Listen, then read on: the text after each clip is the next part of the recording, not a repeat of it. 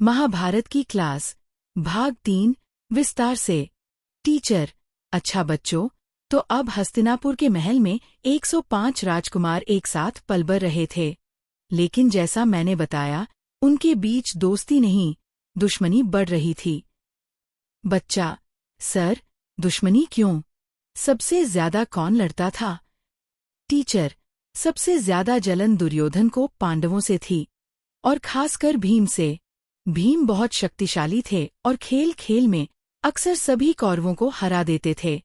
दुर्योधन भीम से इतना जलता था कि एक बार उसने भीम के खाने में जहर मिला दिया, और जब भीम बेहोश हो गए तो उन्हें गंगा नदी में फेंक दिया। बच्चा: अरे, तो क्या भीम मर गए? टीचर: नहीं, भीम नागलोक पहुंच गए, जहां नागों ने उन्हें अमृत पिलाया। इससे वे पहले से भी 1000 गुना ज्यादा शक्तिशाली होकर वापस लौटे। यह देखकर दुर्योधन की नफरत और भी बढ़ गई। बच्चा: सर, क्या उनकी पढ़ाई लिखाई एक साथ होती थी? टीचर: हाँ, उनकी शुरुआती शिक्षा तो राजगुरु कृपाचार्य ने दी। लेकिन फिर उनके जीवन में एक महान गुरु आए, जिनकी कहानी बहुत मजेदार है। एक दिन सारे राजकुमार जंगल में गेंद से खेल रहे थे और उनकी गेंद एक गहरे कुएं में गिर गई। बच्चा: फिर उन्होंने गेंद कैसे निकाली सर? टीचर: वे निकाल ही नहीं पा रहे थे। तभी वहां एक गरीब ब्राह्मण आए। उन्होंने राजकुमारों को उदास देखा और मुस्कुराकर बोले, तुम क्षत्रिय होकर एक गेंद नहीं निकाल सकते?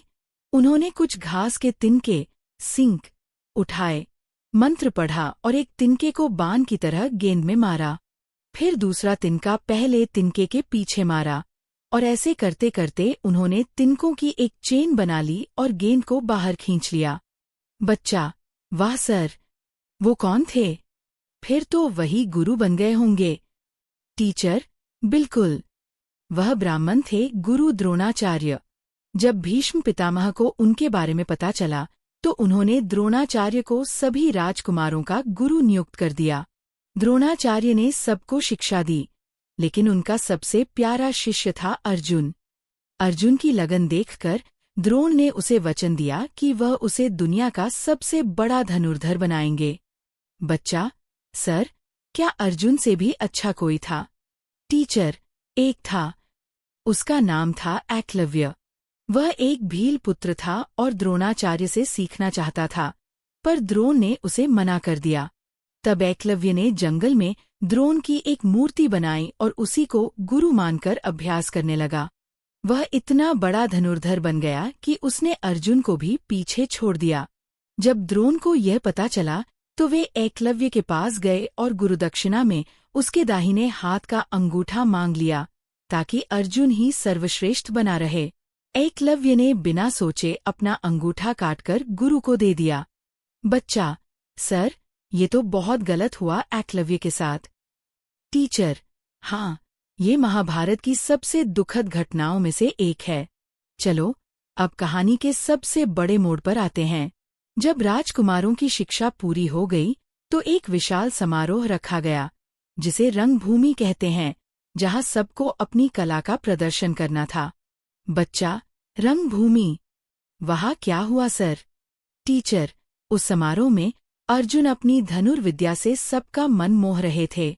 वे अद्भुत कारनामे दिखा रहे थे। तभी मैदान में एक सूर्य की तरह चमकता हुआ, कवच और कुंडल पहने एक योद्धा आया। उसने अर्जुन को ललकारते हुए कहा, अर्जुन, तुमने जो भी किया है वह मैं भी कर सकता हूँ। बच्चा: कौन था वो सर? टीचर: वह था कर्ण। कर्ण ने अर्जुन के सारे करतब उससे भी बेहतर करके दिखाए।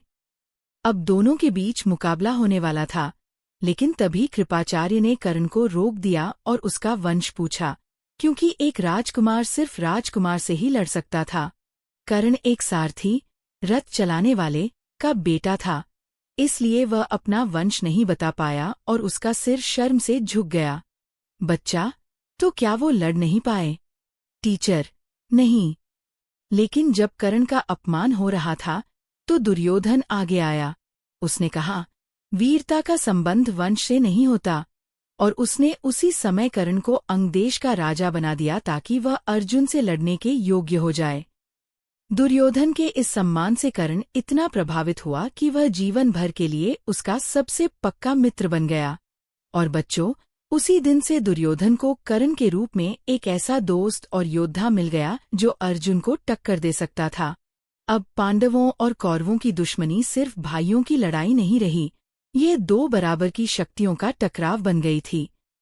अगली बार हम जानेंगे कि इस नई दोस्ती ने हस्तिनापुर में क्या क्या नए षड्यंत्र रचे।